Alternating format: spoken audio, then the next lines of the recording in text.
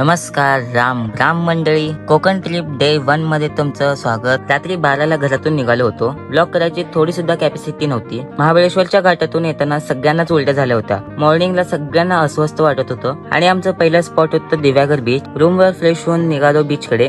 1-2 तास बीचवर मजा मस्ती करत घालवला. तिथं रील्स पण शूट केलं.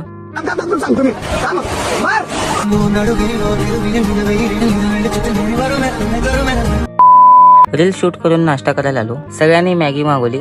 मला काय मॅगी पटलं नाही म्हणून मी नाही खाल्लो. 3-4च्या टायमाला श्रीवर्धन बीचला पोहोचलो. तिथं हा भैया सँड कॅसल बनवत होता. मग म्हणलं आपली पण कलाकृती दाखवावी म्हणून सँड कॅसल बनवायला घेतलो. मी जितक्यांदा सँड कॅसल बनवायला घेतलो तितक्यांदा हे सँड कॅसल पडत होतं. हे आपल्या हातचं काम नाही म्हणून सोडून दिलं. हे कपल आणि त्यांची मुलगी या तिघांचं ग्रुप टास्क बघून खूप छान वाटत होतं. तिघही एका जुटीने ह्या किल्ला बनवायचा प्रयत्न करत होते. पण मस्त किल्ला बनला होता. श्रीवर्धन आणि या कपलला बाय बोलून निघालो हरिहरेश्वरकडे. या गोड बाप्पांचं कलरिंगचं काम चालू होतं. मंदिरात पोहोचताच काल भैरवांचे दर्शन झाले. हे होते हरिहरेश्वर शिवलिंग.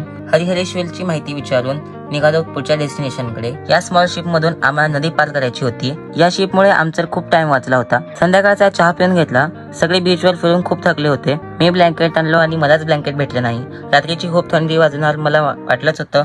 आजचा दिवस इथेच संपला. भेटूया नेक्स्ट कोकण व्लॉग मध्ये. Thanks for watching.